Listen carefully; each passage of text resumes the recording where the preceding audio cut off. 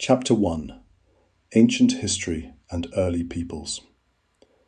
Let yourself relax as we journey through the story of South Africa, a land where ancient seas once rolled and where time has carved stories into the very rocks beneath our feet. Long before humans walked this land, before the first footprints were pressed into African soil, South Africa's story was already being written. The oldest rocks here date back more than 3 billion years, formed when the earth itself was still young and restless. These ancient stones lie quiet in the northern regions of the country, holding secrets from an unimaginable past. As the millennia drifted by like slow clouds across an endless sky, something remarkable unfolded in what we now call the cradle of humankind, just northwest of Johannesburg. Here, in limestone caves carved by patient waters, the bones of our earliest ancestors came to rest. Scientists have discovered fossils more than 3 million years old, remains of Australopithecines who walked upright through ancient grasslands. One fossil in particular, known as Mrs. Pless, was found in 1947 and is estimated to be over 2 million years old. These caves remind us that South Africa is not just a country with history, it is a place where human history itself began. The San people, often called the first people of South Africa, have lived here for at least 20,000 years, and likely far longer. They lived as hunter-gatherers, moving with the seasons and reading the land like a book written in wind and weather. Across rock walls throughout the country, the San left thousands of paintings, red ochre figures dancing, hunting, and celebrating life. Some of these artworks are thousands of years old, silent witnesses to the passage of time. Around 2,000 years ago, the Khoikhoi arrived from the north. Related to the San but living as pastoralists, they brought herds of cattle and sheep and settled along the coastal regions of the Western Cape. They called the area Hui Gaib and developed complex trading networks and social structures. For the Khoikhoi, livestock represented food, wealth, status, and a connection to their ancestors. Then, between the 3rd and 4th centuries AD, while Rome was still an empire, Bantu-speaking peoples began a gradual migration southward into what is now South Africa. This wasn't a sudden invasion, but a slow and steady movement across generations. They brought knowledge of ironworking and agriculture, skills that transformed the landscape. They established communities, grew crops such as sorghum and millet, and their languages, Zulu, Xhosa, Sotho, Tswana, and others, would one day be spoken by millions. By the end of the first millennium, a remarkable kingdom had risen in the Limpopo River Valley. Mapungubwe, founded around 1075 AD, became the first known kingdom in southern Africa. It was a thriving center of trade, connected to merchants from as far away as China and India. Gold was worked here, ivory was carved, and glass beads from distant shores found their way into local hands. The famous golden rhinoceros discovered at the site, a small sculpture made entirely from thin gold foil, reveals the artistry and sophistication of this early civilization. As Mapungubwe declined, another great kingdom rose, Great Zimbabwe. From around 1100 to 1450 AD, Great Zimbabwe became a powerful center of trade and influence. Although just north of modern-day South Africa, its impact reached deep into the region. Its name means houses of stone in the Shona language, and its massive, mortarless stone walls still inspire awe today. Along South Africa's eastern coast, the Indian Ocean had long served as a highway of trade. By the 1400s, Arab and Swahili traders regularly exchanged goods, ideas, and stories with local communities. But in 1488, something unprecedented occurred. A Portuguese navigator named Bartolomeu Dias rounded the stormy southern Cape of Africa in his search for a sea route to India. He named it Cabo das Tormentas, the Cape of Storms, though it would later be called the Cape of Good Hope. Dias did not settle here, but his voyage marked the moment South Africa entered the consciousness of Europe, a meeting of worlds that would change the course of this ancient land. And so the stage was set, with deep layers of history beneath the soil, for the centuries that would follow. Chapter 2: The Colonial Era. For more than a century after Bartholomew Dias sailed past those storm-tossed waters, the Cape remained largely untouched by European hands. Ships would pass by, their sailors catching glimpses of mountains and distant shores, but the land kept its secrets. Then, in April of 1652, 3 ships carrying supplies and around 90 people dropped anchor in Table Bay. Leading this expedition was Jan van Riebeck, an employee of the Dutch East India Company, sent with a simple mission: to establish a refreshment station where ships travelling between Europe and the East Indies could stop for fresh water, vegetables, and essential repairs. Van Riebeck and his small party began building a fort and planting gardens near a flat-topped mountain that would come to be known as Table Mountain.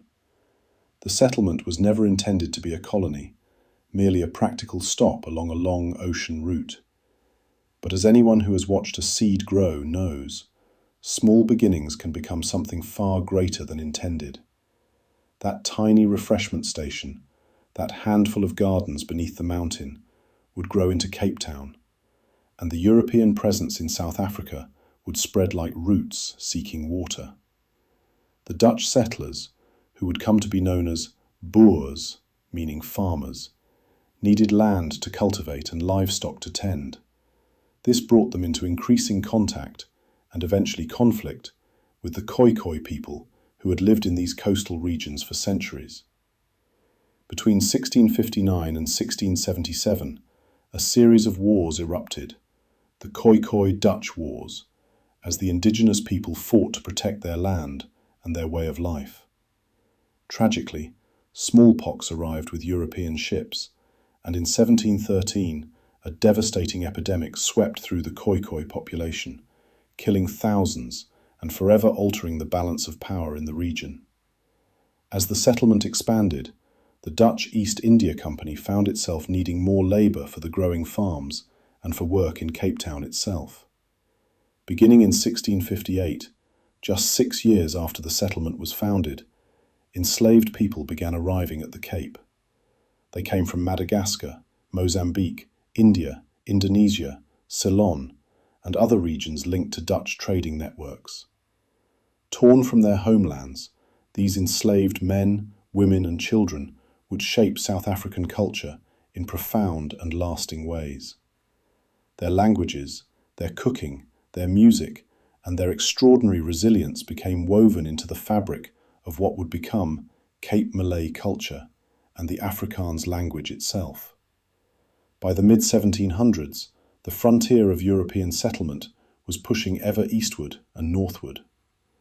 Boers seeking independence and open land moved beyond the official boundaries of the Cape Colony, becoming known as Trek Boers, wandering farmers.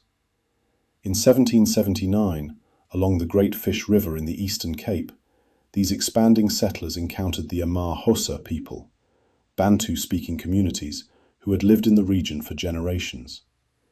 This meeting sparked the first of 9 frontier wars that would unfold over the next century, conflicts that reshaped the map and the destiny of southern Africa. Meanwhile, across the oceans, the late 18th century brought winds of upheaval. Revolution shook France, and the Netherlands found itself caught in the political turmoil of Europe. In 1795, as the Dutch Republic fell under French influence, British forces sailed into Table Bay and seized control of the Cape Colony. The Cape was briefly returned to Dutch authority in 1803 under the Treaty of Amiens, but the peace did not last. In 1806, during the Napoleonic Wars, the British took the Cape once more, and this time they would not give it back. The 1814 Anglo-Dutch Treaty formally ceded the Cape Colony to Britain for £6 million, marking the beginning of a new era. Under British rule, significant changes followed. In 1834, the British Empire abolished slavery throughout its territories, including the Cape Colony. On December 1st of that year, approximately 39,000 enslaved people were freed, though in a system reflecting the complexities of the age, they were required to serve 4 additional years as apprentices to their former owners. While the emancipated celebrated freedom, many Boer farmers felt betrayed, arguing that compensation was insufficient and that their way of life was being threatened. This resentment, combined with other grievances, including the English language requirement in courts and schools, led to a momentous decision. Beginning in 1836, thousands of Boer families loaded their possessions into ox wagons and began trekking into the interior of South Africa, away from British authority. This mass migration, known as the Great Trek, saw between 12 and 14,000 voortrekkers, those who trek ahead, leave the Cape Colony between 1836 and the early 1840s. They crossed mountains and rivers, faced dangers from wildlife and disease, and sought to establish independent republics in the vast interior, where they could live according to their own laws and customs. The wheels of those wagons carved paths across the grasslands, paths that would lead to new conflicts, new nations, and a future no one could have predicted as they moved slowly beneath the endless African sky. Chapter 3: Conflict and the Rise of Kingdoms. As the voortrekkers journeyed into the interior, they entered lands that were far from empty. The region of Natal, with its rolling hills and subtropical climate, was home to the powerful Zulu kingdom. Under the leadership of King Shaka, who ruled from 1816 until 1828, the Zulu had transformed from a small clan into a formidable military power. Shaka revolutionized warfare in the region. He introduced new tactics, new formations, and a short stabbing spear known as the Iklwa. He built a regimental system that became one of the most effective fighting forces in Africa. By the time of his death, the Zulu kingdom controlled a vast territory and commanded both respect and fear from neighbouring peoples. When the voortrekkers entered Zulu territory in 1837 and 1838, tensions inevitably arose. A voortrekker leader named Piet Retief travelled to negotiate with Shaka's successor, King Dingane, seeking land for settlement. On February 6, 1838, after what appeared to be successful negotiations, Dingane invited Retief and his party to a farewell celebration. But it was a trap. Dingane's warriors killed Retief and approximately 100 men in his group. They then launched attacks on voortrekker encampments, killing hundreds more, including women and children. This event became known as the Wenen Massacre, Wenen meaning weeping in Dutch. The voortrekkers, devastated but determined, regrouped. On December 16, 1838, a date that would echo through South African history, a force of 470 voortrekkers positioned their wagons in a defensive circle, a laager, on the banks of the Nkome River. There they faced an army of 10 to 15,000 Zulu warriors. The battle that followed was brutally one-sided. Armed with guns and 2 small cannons, the voortrekkers held their position for hours as wave after wave of Zulu warriors attacked. By the end, an estimated 3,000 Zulu had been killed, while the voortrekkers suffered only minor injuries. The river ran red with blood, and the battle became known as the Battle of Blood River. For the voortrekkers, their survival was interpreted as divine intervention, and December 16th became a sacred day of covenant for Afrikaner people. Following their victory, the voortrekkers established the Republic of Natalia in 1839, with its capital at Pietermaritzburg. But this independence was short-lived.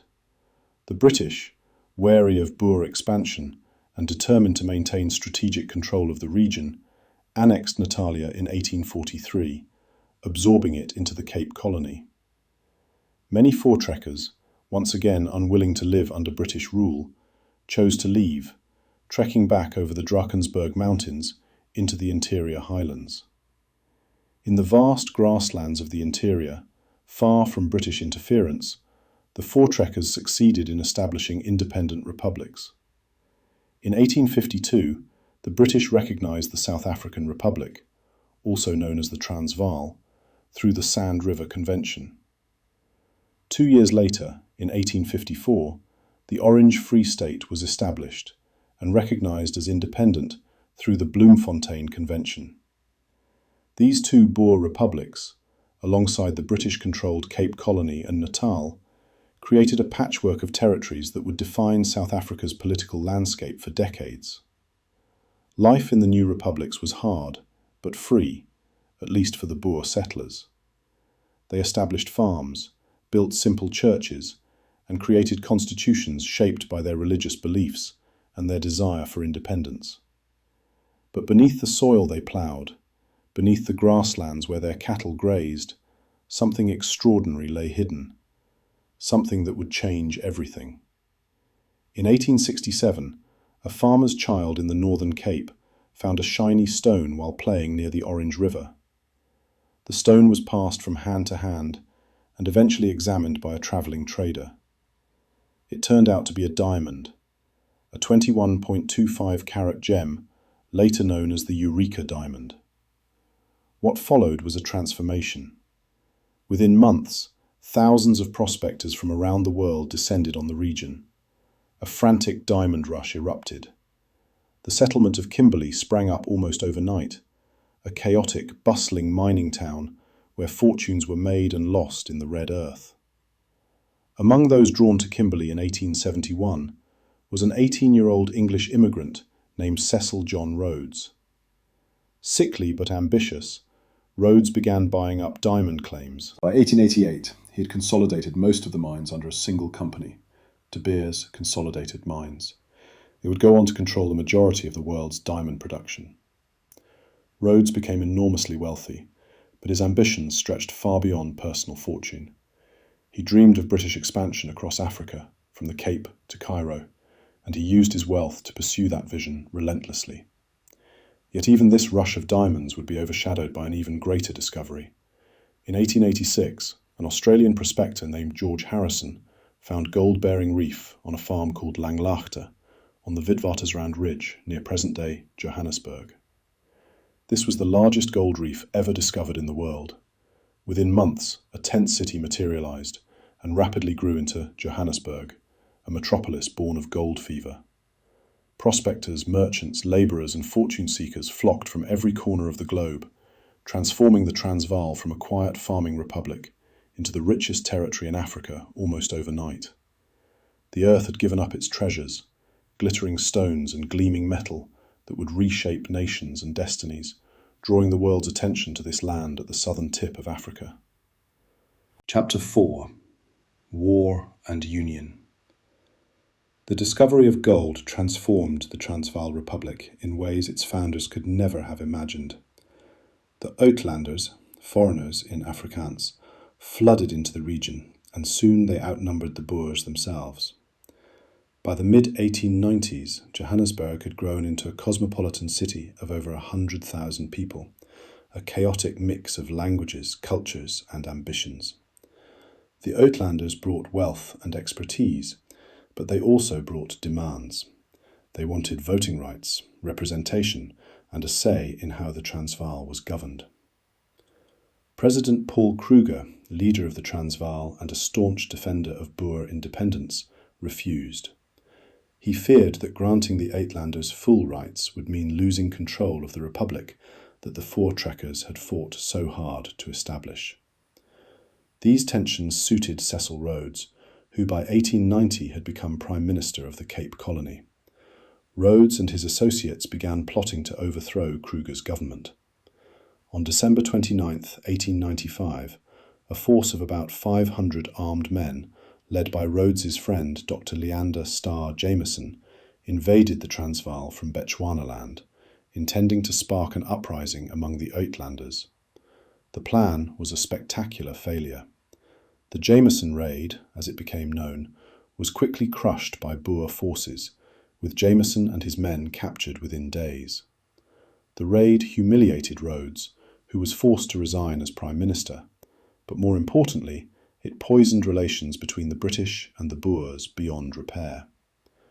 Tensions continued to simmer and boil through the late 1890s.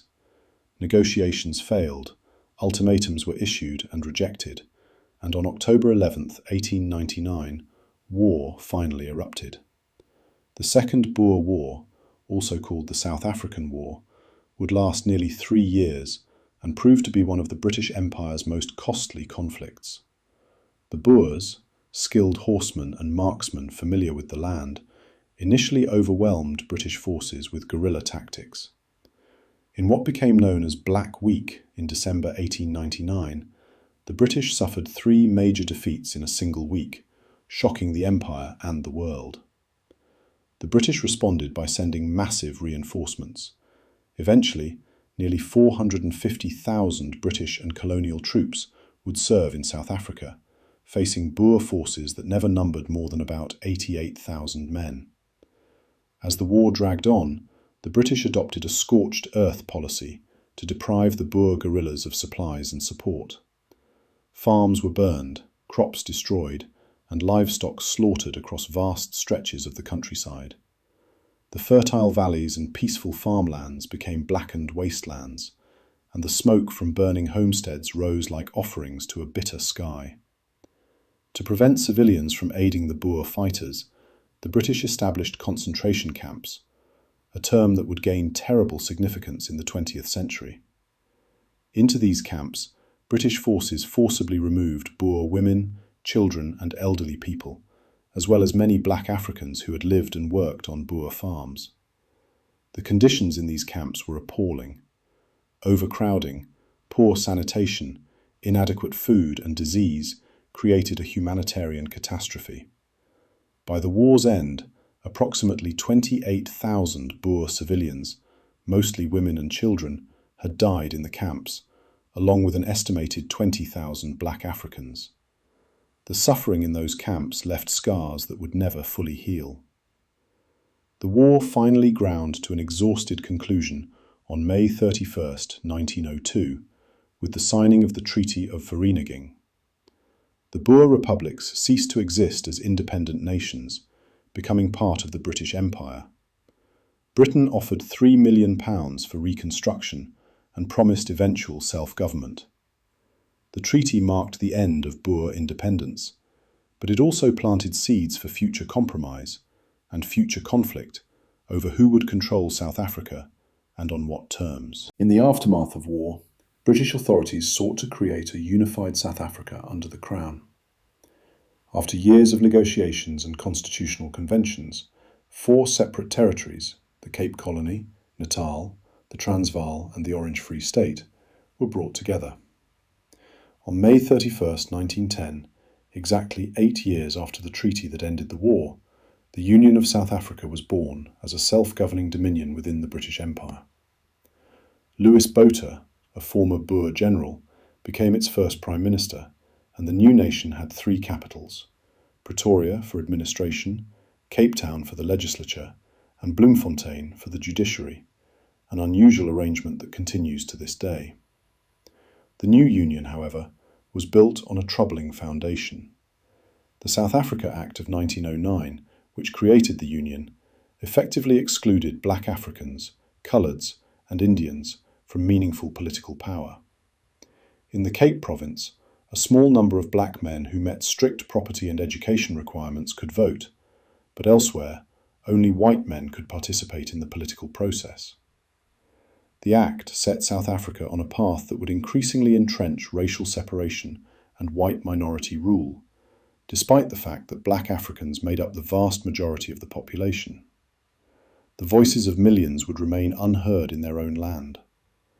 In response to their exclusion, black South African leaders took action. On January 8, 1912, in Bloemfontein, a group of educated professionals, chiefs, and community leaders gathered to form the South African Native National Congress, which would later become known as the African National Congress, or ANC. This organisation, founded to defend the rights and freedoms of black South Africans through peaceful petition and protest, would go on to become one of the most significant liberation movements in the 20th century. Its founders could not have known then that their organisation would one day lead South Africa out of the darkness that was yet to come. A new nation had been born, but it was a nation divided, its people separated by laws and prejudices that would only deepen in the years ahead. Chapter 5: Segregation and World Wars. The early decades of the Union saw the steady construction of a legal framework that would separate South Africans along racial lines.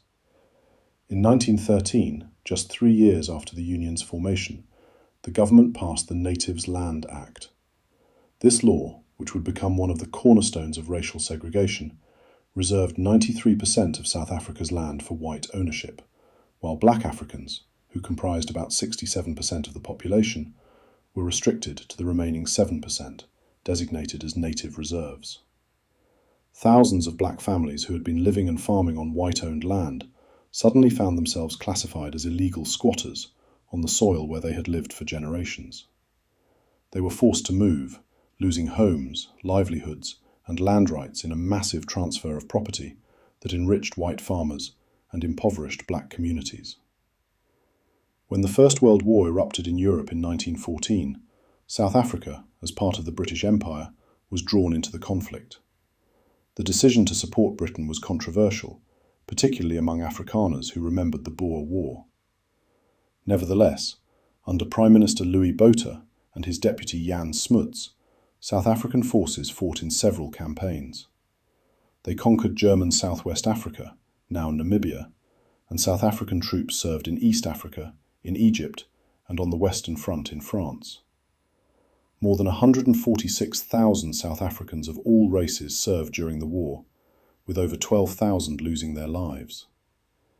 The war brought South Africa more firmly into global affairs, but it also exposed the fault lines within the young nation.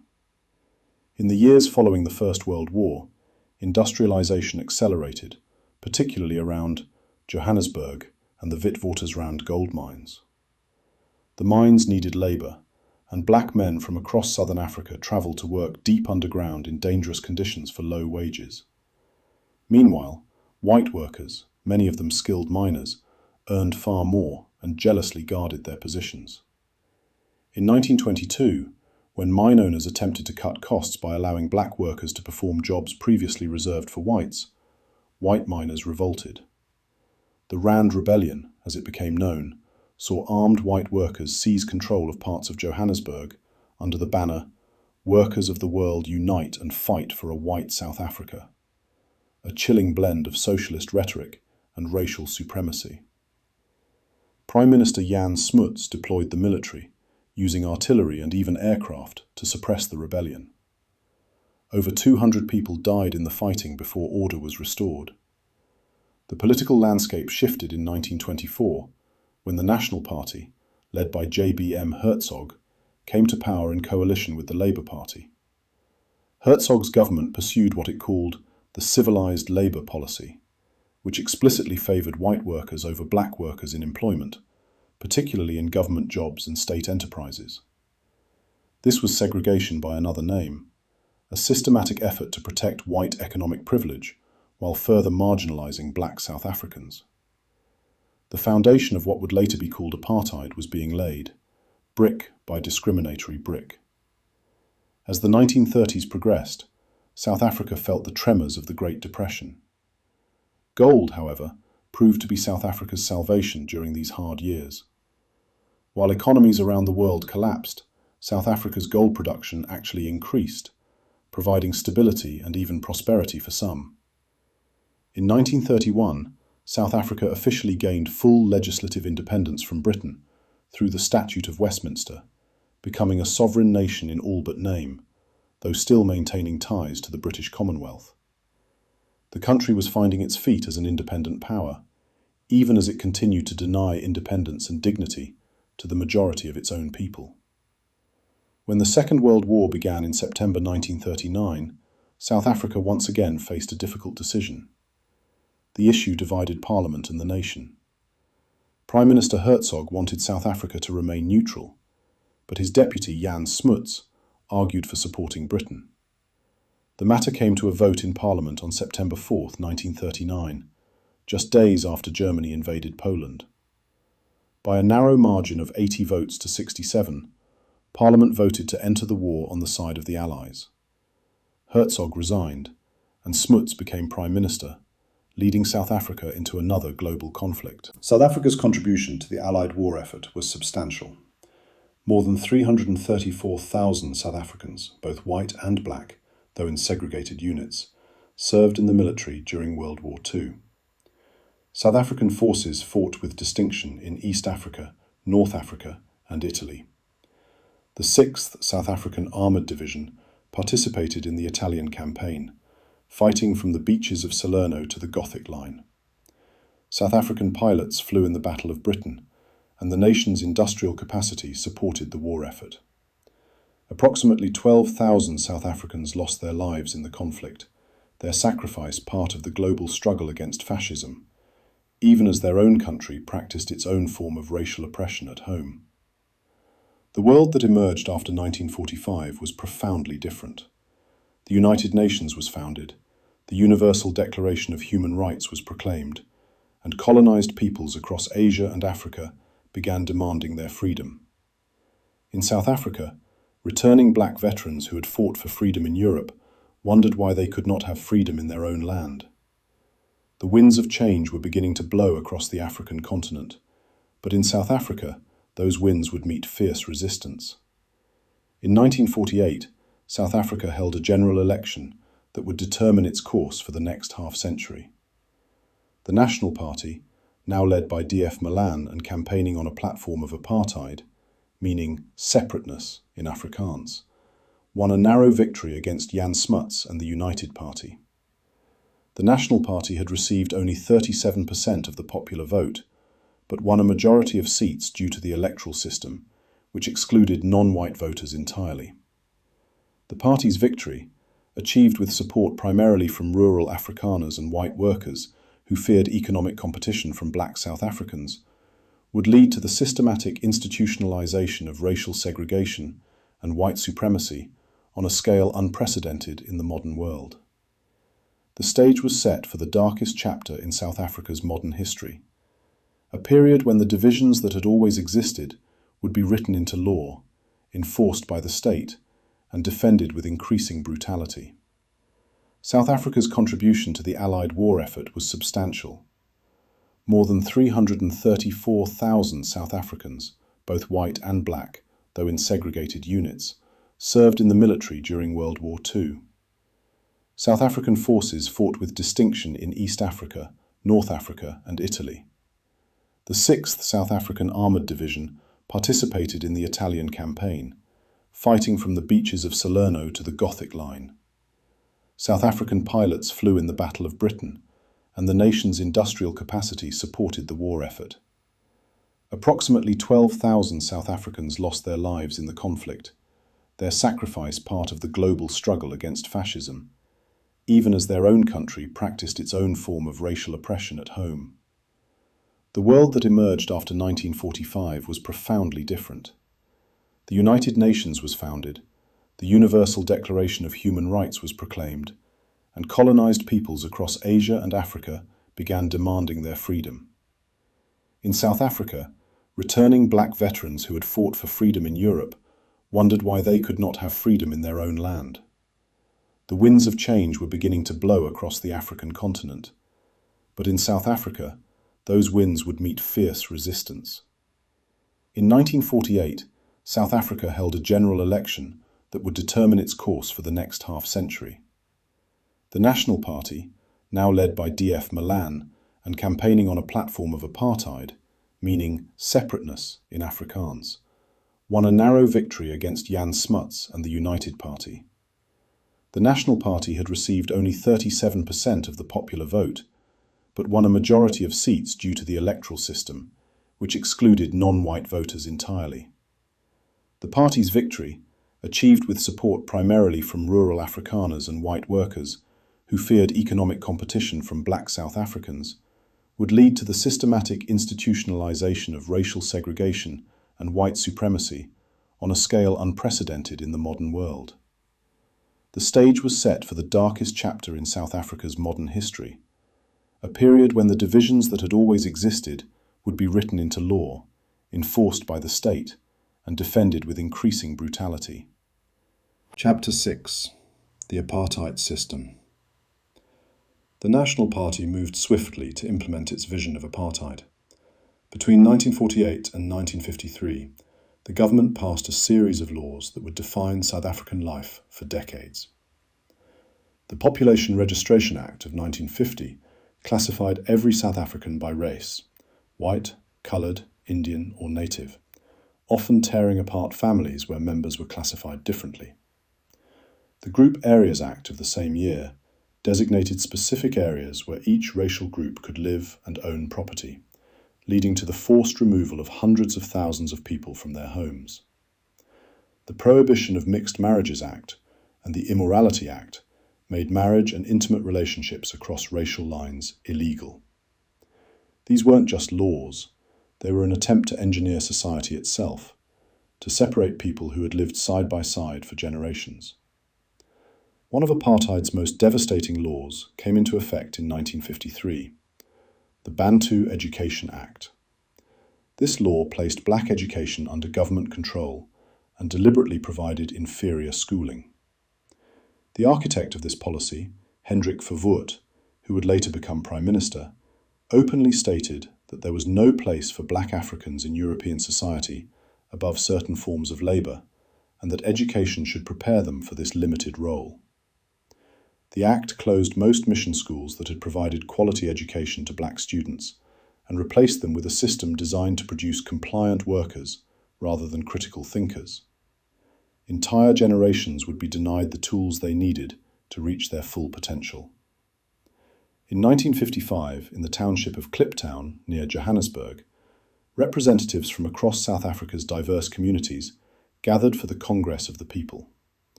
On June 26th, they adopted the Freedom Charter, a visionary document that began with the words, "South Africa belongs to all who live in it, black and white." The Charter called for democracy, human rights, the sharing of the country's wealth, and equal opportunity for all. It would become the foundational document of the anti-apartheid movement, a beacon of hope declaring that another South Africa was possible, one built on equality rather than oppression. The government's response to growing resistance was to tighten its grip. In 1956, police arrested 156 leaders of the anti-apartheid movement, including Nelson Mandela, and charged them with high treason for their involvement in the Congress of the People and the Freedom Charter. The treason trial, as it became known, would drag on for 5 years, eventually ending in acquittal for all defendants in 1961. The trial became a platform for the accused to articulate their vision of a democratic South Africa, though it also served the government's purpose of tying up opposition leaders in lengthy legal proceedings. On March 21, 1960, in the township of Sharpeville, south of Johannesburg, peaceful protesters gathered at the local police station to demonstrate against the pass laws, regulations that required black South Africans to carry identification documents at all times and severely restricted their movement. The crowd was unarmed, many with their hands raised in surrender. Without warning, police opened fire. 69 people were killed, including women and children, many shot in the back as they fled. The Sharpeville massacre shocked the world and marked a turning point. The United Nations condemned the killings, international pressure on South Africa began to mount, and within the anti-apartheid movement, questions arose about whether peaceful protest alone could bring change. In the aftermath of Sharpeville, the government declared a state of emergency and banned the ANC and the Pan-Africanist Congress, another liberation movement. With legal, peaceful protest now impossible, some within the resistance movement made a painful decision. Nelson Mandela and others formed Umkhonto we Sizwe, Spear of the Nation, the armed wing of the ANC. Their strategy was sabotage rather than terrorism, targeting government installations, power plants, and infrastructure while trying to avoid casualties. The goal was to apply pressure on the government without descending into the kind of violence that would harm innocent people. It was a reluctant turn toward armed struggle, born of desperation and the recognition that all other avenues had been closed. On May 31st, 1961, South Africa became a republic and left the British Commonwealth. Prime Minister Hendrik Verwoerd had put the question of becoming a republic to white voters in a referendum the previous year, and by a narrow margin they had voted yes. The decision to leave the Commonwealth came after intense criticism of apartheid from other member nations, particularly newly independent African states. South Africa was now more isolated internationally, but, under Verwoerd's leadership, more determined than ever to pursue its policy of separate development, whatever the cost. The noose tightened further around the resistance movement. On July 11, 1963, police raided a farm in Rivonia, a suburb north of Johannesburg, where leaders of Umkhonto we Sizwe had been meeting. They arrested key figures including Walter Sisulu, Govan Mbeki and others, and seized documents detailing plans for guerrilla warfare. Nelson Mandela, already in prison for earlier charges, was also implicated. The subsequent trial, the Rivonia trial, would be one of the most significant political trials of the 20th century. At the Rivonia trial, which began in October 1963, the defendants faced charges of sabotage and plotting armed revolution, crimes that carried the death penalty. On April 20, 1964, Nelson Mandela stood in the dock and delivered a speech that would echo through history. For over 4 hours, he explained the struggle for freedom, the history of oppression, and the reasons why the ANC had turned to armed resistance. He concluded with words that have been quoted countless times since. "During my lifetime, I have dedicated myself to this struggle of the African people. I have fought against white domination, and I have fought against black domination. I have cherished the ideal of a democratic and free society in which all persons live together in harmony and with equal opportunities. It is an ideal which I hope to live for and to achieve. But if needs be, it is an ideal for which I am prepared to die." The courtroom fell silent. On June 12, 1964, Mandela and 7 others were sentenced to life imprisonment. Behind the walls of prison, in cells that seemed designed to break the human spirit, men who had fought for freedom would spend years, then decades, waiting for the dawn that seemed as though it might never come. Chapter 7. Resistance and Repression. Nelson Mandela and his fellow prisoners were taken to Robben Island, a small windswept piece of land in the cold waters of Table Bay, visible from Cape Town but utterly isolated. The island had served as a place of banishment for centuries, first for indigenous leaders who resisted colonization, then as a leper colony, and now as a maximum security prison for political prisoners. Mandela would spend 18 of his 27 years of imprisonment on Robben Island, confined to a small cell, sleeping on a thin mat on the floor, doing hard labour in the island's limestone quarry. The bright reflection from the white stone damaged his eyes permanently. Yet even in prison, Mandela and his comrades continued to organise, debate and study, turning their cells into what some called Robben Island University, where they educated themselves and prepared for the day when freedom might return. While resistance leaders languished in prison, the apartheid government continued its grand project of social engineering. The policy of separate development reached its logical and cruel conclusion with the creation of homelands, or Bantustans. These were territories designated for different ethnic groups, supposedly independent nations, where black South Africans would exercise their political rights. Between 1976 and 1981, the government declared 4 of these homelands independent: Transkei, Bophuthatswana, Venda, and Ciskei. In reality, they were poverty-stricken, fragmented territories with no international recognition, no real economy, and no true independence. The policy's real purpose was to strip black South Africans of their citizenship in South Africa itself, making them foreigners in the land of their birth. Millions were forcibly relocated to these homelands, in what became one of the largest forced population movements in modern history. By the 1970s, a new generation was rising, young people who had grown up under apartheid and who refused to accept it as normal.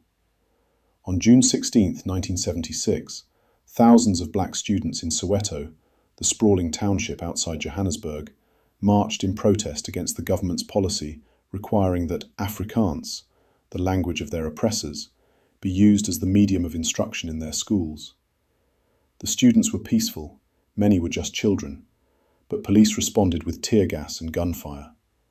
A 13-year-old boy named Hector Peterson was among the first to be shot and killed. The photograph of his dying body being carried by a fellow student became an iconic image that shocked the world. The Soweto uprising spread across the country, lasting for months. By the time the unrest subsided, at least 176 people had been killed, though the true number was likely much higher. June 16th would later be commemorated as Youth Day, honouring the courage of those young people who said, "No more." The Soweto uprising changed everything. International condemnation of apartheid intensified, and many countries began imposing sanctions, boycotts, and divestment campaigns. Sports boycotts meant that South African athletes, many of whom were world-class competitors, were banned from international competitions. In 1977, the United Nations Security Council imposed a mandatory arms embargo against South Africa, the first time in UN history that such measures were taken against a member state. The walls were closing in, but the apartheid government remained defiant. On September 12, 1977, a young black consciousness leader named Steve Biko died in police custody. Biko, just 30 years old, had been detained and interrogated by security police. He was beaten so severely that he suffered fatal brain injuries. Police claimed he had died after a hunger strike, but the truth eventually emerged. He had been murdered, another victim of a system that used torture and death to silence dissent. Biko's death and the subsequent inquest, which shamefully exonerated the police, galvanized opposition both within South Africa and internationally. His philosophy of black consciousness, the idea that black people must first liberate themselves psychologically from feelings of inferiority before they could be truly free, continued to inspire resistance long after his death. As the 1980s began, resistance intensified. The ANC, operating from exile in neighbouring countries, continued its armed struggle. Internal resistance grew through trade unions, church groups, and community organisations. In 1983, various anti-apartheid groups came together to form the United Democratic Front, or UDF, a broad coalition that united hundreds of organisations in opposition to apartheid. The UDF adopted the Freedom Charter as its guiding document and coordinated mass action campaigns, boycotts, and civil disobedience across the country.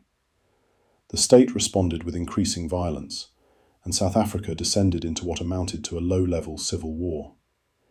In 1984, a new constitution came into effect that created a tricameral parliament with separate chambers for whites, coloureds, and Indians, but still nothing for black Africans, who made up the majority of the population. This transparent attempt to divide the opposition while maintaining white supremacy backfired spectacularly. Instead of being mollified, coloured and Indian communities largely rejected the new system, and resistance exploded. Townships across the country erupted in protest. The government declared states of emergency, first regionally in 1985, and then nationwide in 1986, giving security forces sweeping powers to detain people without trial, ban gatherings, and censor the media. During this period of intense repression, a horrific practice emerged in the townships. The necklace, a tire filled with gasoline placed around a victim's neck and set alight, became a weapon of terror used against those suspected of being government informers or collaborators. These brutal killings, often carried out by angry mobs, represented the depths of violence and paranoia that apartheid had created in South African society. It was a dark reminder that systems of oppression don't just harm their direct victims, they damage the moral fabric of entire communities, creating cycles of violence that can be difficult to break. Yet even in these dark times, there were voices calling for a different path. Archbishop Desmond Tutu, awarded the Nobel Peace Prize in 1984 for his work against apartheid, consistently advocated for non-violent resistance and reconciliation. From his position as the first black Anglican Archbishop of Cape Town, Tutu spoke truth to power with courage and moral clarity, insisting that even in a society as broken as apartheid South Africa, there was still room for forgiveness and hope. His words and example reminded people that they didn't have to become like their oppressors, that it was possible to fight for justice without losing one's humanity. The struggle had reached a critical point, with violence and resistance on one side, international pressure mounting on the other, and in between, ordinary people trying to survive in a society tearing itself apart. As the 1980s began, resistance intensified. The ANC, operating from exile in neighbouring countries, continued its armed struggle. Internal resistance grew through trade unions, church groups, and community organisations. In 1983, various anti-apartheid groups came together to form the United Democratic Front, or UDF, a broad coalition that united hundreds of organisations in opposition to apartheid. The UDF adopted the Freedom Charter as its guiding document and coordinated mass action campaigns, boycotts, and civil disobedience across the country. The state responded with increasing violence, and South Africa descended into what amounted to a low-level civil war. In 1984, a new constitution came into effect that created a tricameral parliament with separate chambers for whites, coloureds, and Indians, but still nothing for black Africans, who made up the majority of the population. This attempt to divide the opposition while maintaining white supremacy backfired spectacularly. Instead of being placated, coloured and Indian communities largely rejected the new system, and resistance exploded. Townships across the country erupted in protest. The government declared states of emergency, first regionally in 1985, and then nationwide in 1986, giving security forces sweeping powers to detain people without trial, ban gatherings, and censor the media. During this period of intense repression, a horrific practice emerged in the townships. The necklace, a tire filled with gasoline, placed around a victim's neck and set alight, became a weapon of terror used against those suspected of being government informers or collaborators. These brutal killings, often carried out by angry mobs, represented the depths of violence and paranoia that apartheid had created within South African society. It was a grim reminder that systems of oppression do not merely harm their direct victims, they corrode the moral fabric of entire communities, creating cycles of violence that are difficult to break. Yet even in these dark times, there were voices calling for a different path.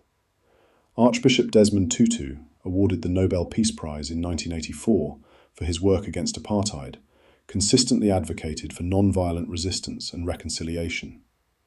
From his position as the first black Anglican Archbishop of Cape Town, Tutu spoke truth to power with courage and moral clarity, insisting that even in a society as broken as apartheid South Africa, there was still room for forgiveness and hope. His words and example reminded people that they did not have to become like their oppressors, and that it was possible to fight for justice without losing one's humanity. The struggle had reached a critical point, with violence and resistance on one side, international pressure mounting on the other, and in between, ordinary people trying to survive in a society tearing itself apart. Chapter 8. Transition to Democracy. By the late 1980s, it was becoming clear to some within the government that apartheid could not be sustained forever. The economy was suffering under international sanctions, the country was becoming ungovernable in many areas, and a protracted bush war in Angola and Namibia was draining resources and lives.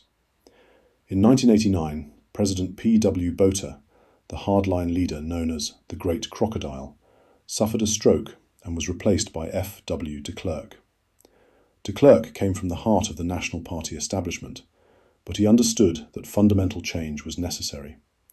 What few could have predicted was just how far he would be willing to go. On February 2, 1990, F.W. de Klerk stood before Parliament and delivered a speech that stunned South Africa and the world. He announced the unbanning of the ANC, the Pan-Africanist Congress, the South African Communist Party, and other liberation movements that had been outlawed for 3 decades. He declared that Nelson Mandela would be released from prison. He committed to repealing the discriminatory laws that formed the backbone of apartheid. It was a seismic moment, a recognition that the system that had defined South Africa for more than 40 years was coming to an end. Within Parliament, some legislators wept, some from joy, others from a sense of betrayal and loss. 9 days later, on February 11, 1990, at 4:16 in the afternoon, Nelson Mandela walked out of Victor Verster prison in Paarl. He was 71 years old and had spent 27 years behind bars, more than 10,000 days away from his family, from freedom, from the world. Television cameras from around the globe captured the moment as he emerged, hand in hand with his wife Winnie, raising his fist in the ANC salute. That evening, he addressed a massive crowd at Cape Town's City Hall, his first public speech as a free man. He called for discipline, for continued struggle, and for negotiations.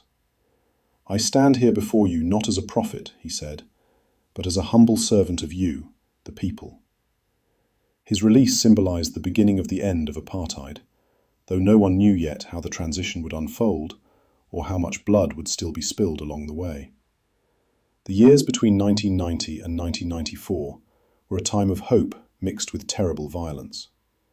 As negotiations began between the government and the liberation movements, dark forces sought to derail the process.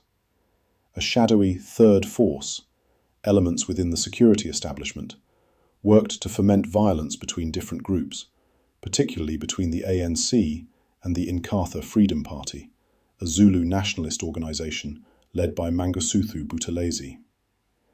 Township violence escalated dramatically, with attacks on trains, massacres in communities, and what appeared to be politically motivated killings. Thousands died during this transition period, a terrible price paid on the doorstep of freedom. Despite the violence, negotiations continued. The Convention for a Democratic South Africa, CODESA, brought together representatives from the government, liberation movements, and various other political groups to hammer out a new constitutional framework. The talks were difficult, marked by walkouts, deadlocks, and moments where the whole process seemed on the verge of collapse. On April 10, 1993, one of the most promising leaders of the new South Africa, Chris Hani, was assassinated outside his home by a white extremist. Hani, the General Secretary of the South African Communist Party and former Chief of Staff of Umkhonto we Sizwe, was beloved, particularly among young people. His murder threatened to plunge the country into chaos, but Mandela went on national television to appeal for calm, and the negotiations survived. Finally, after years of struggle and months of intense negotiations, an agreement was reached. South Africa would hold its first democratic elections, open to all races, on April 27, 1994. For the first time in the country's history, black South Africans would be able to vote for their own government. The date approached with a mixture of excitement, anxiety, and hope. When election day arrived, it was like nothing South Africa had ever seen. People stood in lines for hours, some for the entire day, waiting to cast their ballot. Many were elderly, some had never held a pencil before, but they waited patiently for their turn to mark an X on a ballot paper. In rural areas, in townships, in cities across the country, people exercised their right to vote for the first time in their lives. There were tears, there was singing, there was celebration.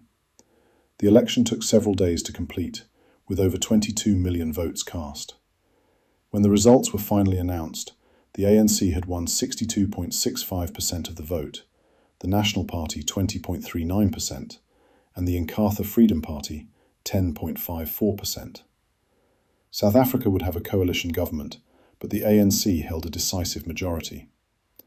On May 10, 1994, in Pretoria, Nelson Mandela was inaugurated as the first democratically elected president of South Africa. The ceremony took place at the Union Buildings, the seat of government built during the Apartheid era. Now, under sunny autumn skies, with dignitaries from around the world in attendance, a man who had been prisoner 46664 on Robben Island became President Mandela. In his inaugural address, he spoke words that captured the moment. "Never, never, and never again shall it be that this beautiful land will again experience the oppression of one by another. The sun shall never set on so glorious a human achievement. Let freedom reign.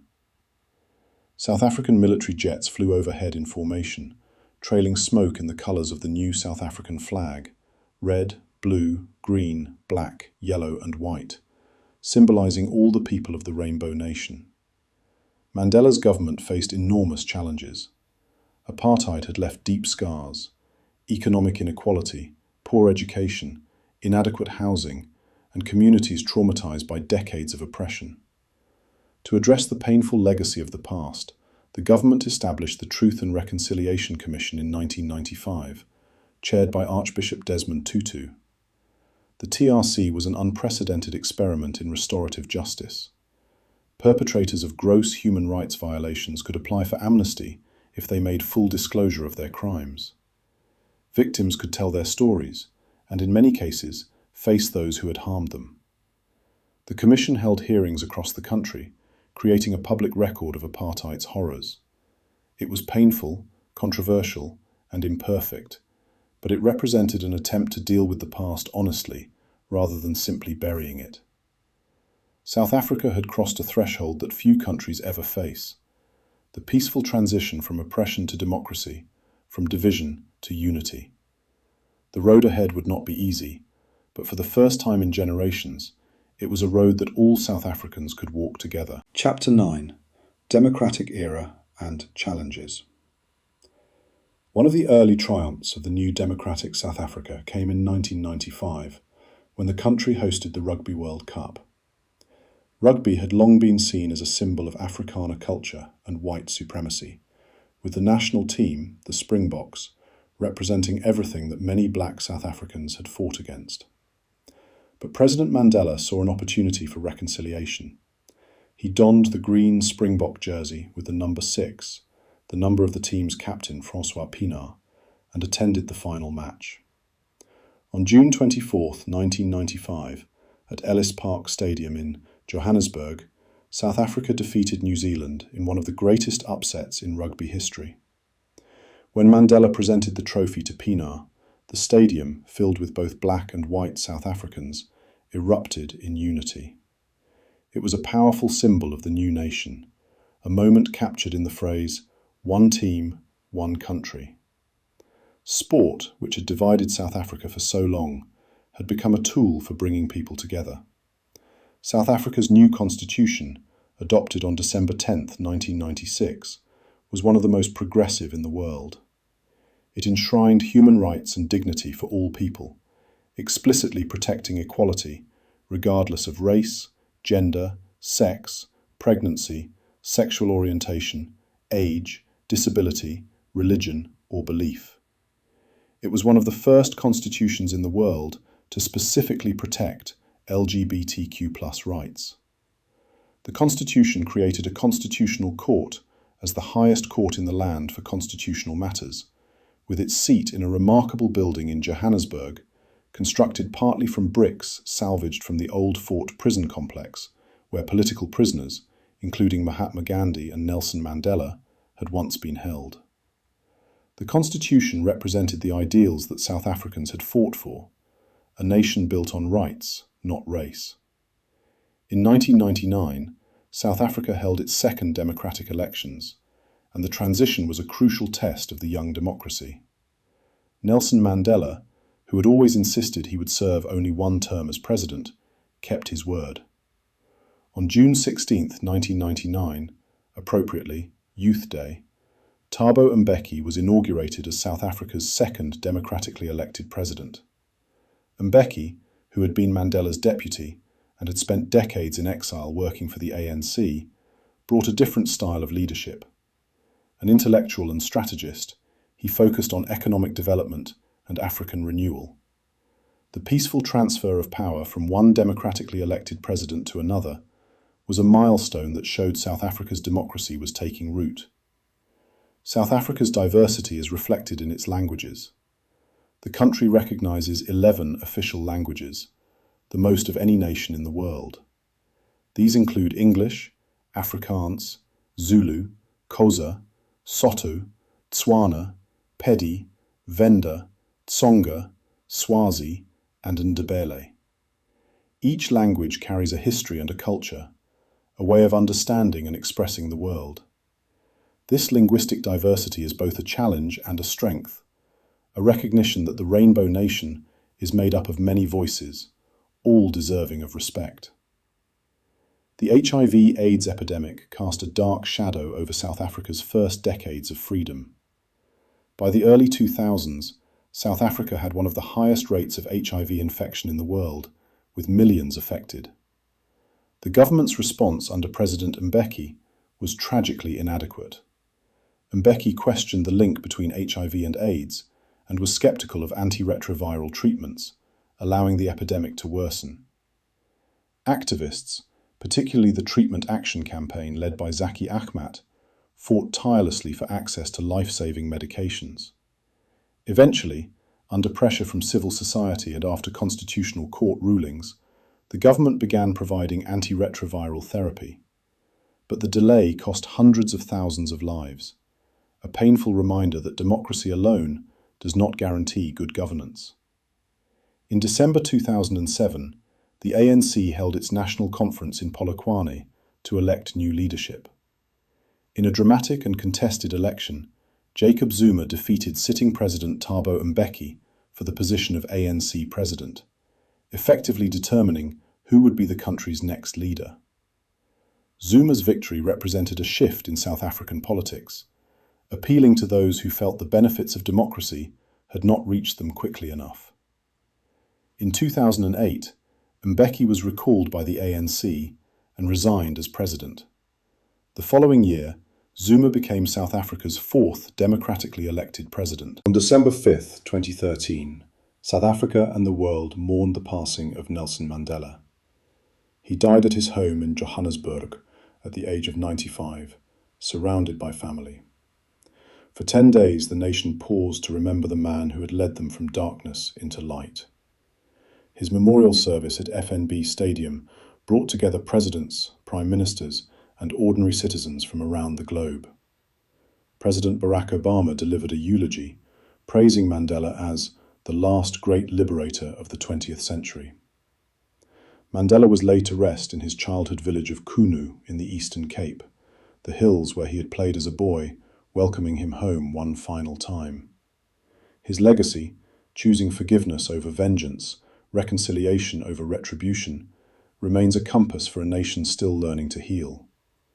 The Zuma presidency became increasingly controversial, marked by corruption scandals and what became known as state capture, the systematic hijacking of state institutions for private gain. Business interests, particularly the Gupta family, were accused of wielding undue influence over government appointments and state-owned enterprises.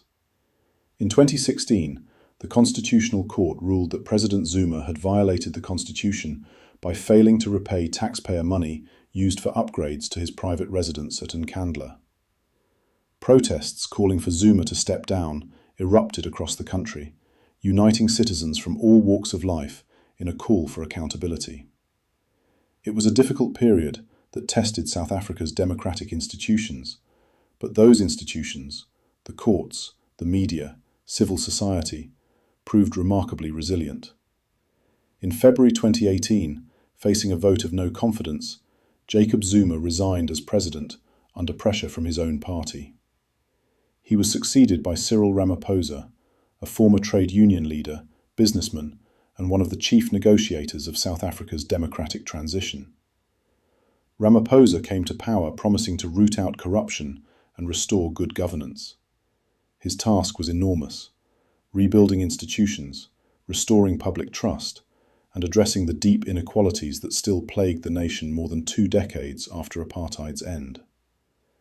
As South Africa moved through its third decade of democracy, it faced challenges that would have seemed unimaginable in the hopeful days of 1994. Corruption, unemployment, inequality, and questions about whether the promise of freedom could truly be fulfilled for all. Yet the foundations of democracy, free elections, independent courts, a vibrant civil society, remained strong. The struggle to build a just and equal society continued, carried forward by new generations determined to shape the future of the Rainbow Nation. Chapter 10. Modern South Africa: Nature, Culture, and Ongoing Journey. Yet even amid these challenges, South Africa continued to show the world what makes it unique. The country's natural beauty is breathtaking, from the dramatic cliffs of the Drakensberg Mountains to the arid splendour of the Karoo, from the lush forests of the Garden Route to the vast wilderness of Kruger National Park. South Africa is one of only 17 mega-diverse countries in the world, home to an extraordinary variety of plant and animal life. The Cape Floral Kingdom, the smallest of the world's 6 floral kingdoms, is found entirely within South Africa's borders and contains over 9,000 plant species, many found nowhere else on Earth. This small region, covering less than 0.5% of Africa's land area, contains nearly 20% of the continent's flora.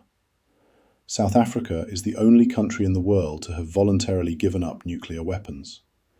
During the Apartheid era, South Africa secretly developed a small nuclear arsenal of 6 weapons. But as the transition to democracy approached, President F.W. de Klerk made the extraordinary decision to dismantle the program completely. By 1991, all nuclear weapons had been destroyed, and South Africa signed the Nuclear Non-Proliferation Treaty as a non-nuclear weapon state. It remains the only country to have developed nuclear weapons and then completely dismantled them of its own accord, a powerful statement about choosing peace over armament. The country's mineral wealth continues to shape its economy and identity. South Africa produces about 70% of the world's platinum and holds approximately 80% of the world's platinum reserves. The country also has significant reserves of gold, diamonds, chromium, manganese, and coal. This geological fortune, created over billions of years, has been both blessing and curse, bringing wealth but also exploitation, opportunity but also conflict. The mines that once drew fortune seekers from around the world still operate, though the easy riches are long gone, replaced by deep, dangerous shafts where workers labour kilometres beneath the Earth's surface. Table Mountain, the iconic flat-topped peak that overlooks Cape Town, is one of the oldest mountains in the world, formed approximately 600 million years ago. It's older than the Himalayas, older than the Alps. Its sandstone layers a record of ancient seas and shifting continents. The mountain is home to over 2,200 species of plants, more than exist in the entire United Kingdom. On summer evenings, a phenomenon known as the tablecloth sometimes occurs, when clouds spill over the mountain's edge like a cloth draped over a table, a reminder that this ancient giant still commands the weather and the landscape around it. South Africa's wine industry, centred in the Western Cape, has a history stretching back more than 350 years. The first wines were produced at the Cape in 1659, just 7 years after Jan van Riebeeck's arrival. Today, South African wines are exported worldwide, with the Stellenbosch, Franschhoek, and Paarl regions producing world-class vintages. The winelands, with their Cape Dutch architecture and mountain backdrops, represent a different South Africa, one of beauty, tradition, and agricultural heritage that dates back centuries. The country's cuisine reflects its diverse cultural heritage. From the spicy curries brought by Indian indentured labourers to Natal, to the Cape Malay dishes developed by enslaved people from Southeast Asia, to the traditional braai, a South African barbecue that's more social institution than mere cooking method, food tells the story of South Africa's many peoples. Biltong, dried and cured meat similar to jerky but distinctly South African, bobotie with its sweet and savoury flavours, bunny chow invented in Durban, and cook sisters dripping with syrup. Each dish carries memories and meanings, connecting present-day South Africans to their various pasts. South African music has influenced the world in profound ways. The distinctive sound of township jazz, with artists like Hugh Masekela and Miriam Makeba, brought South African rhythms to international audiences during the Apartheid era. Johnny Clegg, a white musician who embraced Zulu culture and music, broke barriers with his bands Juluka and Savuka. More recently, South African house music, known as Gqom from Durban and Amapiano from Johannesburg, has gained global recognition. Music has always been a form of resistance, celebration, and identity in South Africa, a way of expressing what words alone cannot capture. South Africa is home to 3 capital cities, an unusual arrangement that reflects the compromises made during the formation of the Union. Pretoria serves as the administrative capital, where the President and Cabinet work. Cape Town is the legislative capital, where Parliament meets. Bloemfontein is the judicial capital, home to the Supreme Court of Appeal. This 3-capital system is rare in the world and speaks to the regional sensitivities and political negotiations that shaped the nation. Johannesburg, though not a capital, is the country's largest city and economic heart, a sprawling metropolis that grew from gold rush tent city to African financial centre in just over a century. The San rock art found throughout South Africa represents one of humanity's oldest continuous artistic traditions. Some of these paintings are estimated to be over 20,000 years old, making them among the oldest art in the world. In the Cederberg Mountains, the Drakensberg, and countless other sites, these ancient images persist. Antelope in full stride, hunters with bows, mysterious symbols and ceremonies captured in ochre and minerals. They remind us that this land has been telling stories for millennia, long before written history, long before nations and borders, when the only chronicles were painted on stone by firelight. Beyond politics and history, South Africa is home to some of the world's most remarkable wildlife. Kruger National Park, established in 1898, is one of Africa's largest game reserves, covering nearly 20,000 square kilometres. Within its boundaries roam the Big Five: lions, leopards, rhinoceros, elephants, and Cape buffalo, along with hundreds of other species. The park protects not just animals, but entire ecosystems, a living library of biodiversity that has existed for millennia. The country's commitment to conservation extends to its marine life as well. South Africa's coastline stretches for nearly 3,000 kilometres, touching 2 oceans, the cold Atlantic on the west and the warmer Indian Ocean on the east. Each year, between June and November, southern right whales migrate to South African waters to calve and nurse their young, particularly around Hermanus, which has become known as one of the best land-based whale-watching destinations in the world. The annual sardine run along the east coast, where billions of sardines migrate northward in massive shoals, creates one of the greatest wildlife spectacles on Earth, attracting dolphins, sharks, whales, seals, and countless seabirds. South Africa has produced 5 Nobel Prize laureates, more than any other African nation. Beyond Desmond Tutu and Nelson Mandela, who won the Peace Prize, Albert Luthuli won the Peace Prize in 1960 for his non-violent resistance to apartheid. F.W. de Klerk shared the Peace Prize with Mandela in 1993 for their joint work in ending apartheid. And in literature, Nadine Gordimer won the Nobel Prize in 1991 for her writing that examined the apartheid era with unflinching honesty. And J.M. Coetzee won in 2003 for his novels exploring the moral complexities of South African life. These laureates represent different aspects of South African achievement in politics, peace, and literature. The discovery of the oldest known complex life forms took place in South Africa. In the 1940s, paleontologists discovered fossils of the Ediacaran biota, strange, soft-bodied creatures that lived over 550 million years ago in the rocks near the Nama Karoo. These ancient organisms represent some of the earliest evidence of multicellular life on Earth, predating even the Cambrian explosion. South Africa's geological record doesn't just tell the story of humanity, it tells the story of life itself. Soweto, the township that became synonymous with resistance during apartheid, has its own remarkable character. The name is an acronym for Southwestern Townships, and it was created when the government forced black residents out of Johannesburg in the 1930s and 1940s.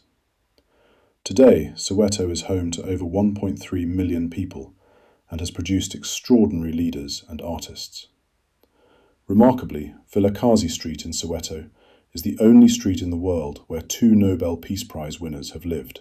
Nelson Mandela and Desmond Tutu both had homes there, just a few blocks apart. The Kimberley Mine, where the diamond rush began, became known as the Big Hole, the largest hand-dug excavation in the world. Between 1871 and 1914, approximately 50,000 miners dug the mine using picks and shovels, eventually reaching a depth of 240 meters and yielding nearly 3,000 kilograms of diamonds.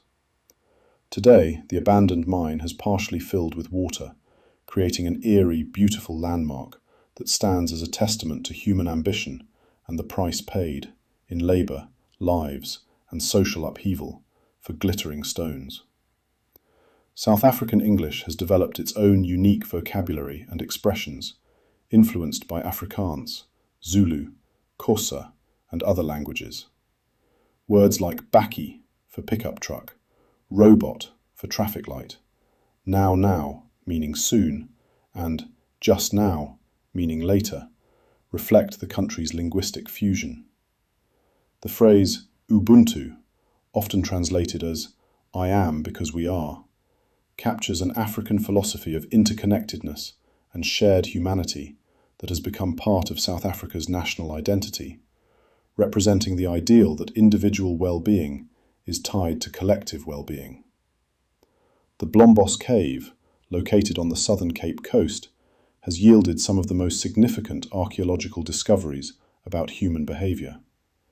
In 2002, archaeologists discovered pieces of ochre engraved with geometric patterns dating back 77,000 years, the oldest known abstract drawings in the world. Later discoveries included 75,000-year-old shell beads, evidence of early symbolic thinking. These findings suggest that modern human cognition, including art and symbolic expression, developed much earlier than previously thought, and that Africa, and specifically South Africa, was the birthplace of human culture. In 2010, South Africa became the first African nation to host the FIFA World Cup, welcoming the world to stadiums across the country. The tournament, held from June 11th to July 11th, brought together 32 nations and millions of fans. The vuvuzela, a traditional South African horn, became the soundtrack of the tournament, its droning buzz heard round the world. Though Spain ultimately won the trophy, the real victory was South Africa's, a demonstration that an African nation could successfully host one of the world's largest sporting events, defying skeptics and showcasing the country's infrastructure, diversity, and warm hospitality. The tournament slogan, "Ke Nako," its time, captured the moment. Africa's time had come. The Rainbow Nation continues its complex journey. In 2019, South Africa held its 6th democratic election, a reminder that peaceful transitions of power have become the norm rather than the exception. The country grapples with high unemployment, particularly among youth, with rates exceeding 30%. Load shedding, planned electricity blackouts due to aging infrastructure, has become a regular challenge affecting homes and businesses. Gender-based violence remains a crisis that demands urgent attention. Yet, amid these difficulties, civil society remains vibrant, the press remains free, the Constitutional Court continues to hold power accountable, and millions of South Africans work each day to build the nation envisioned in the Freedom Charter, a South Africa that truly belongs to all who live in it.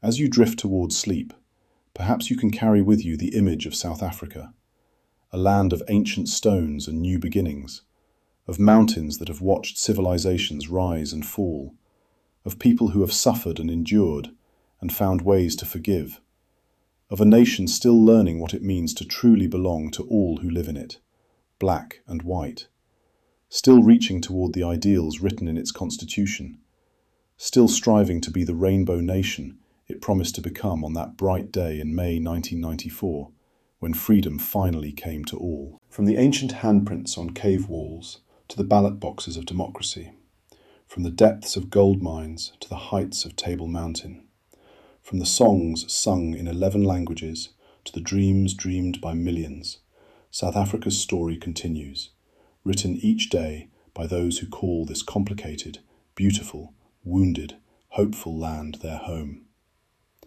And so our journey through 100 facts about South Africa comes to rest, like the sun setting over Table Mountain, painting the sky in colours of gold and crimson, another day ending, another night beginning, in this ancient, beautiful, complicated land at the southern tip of Africa.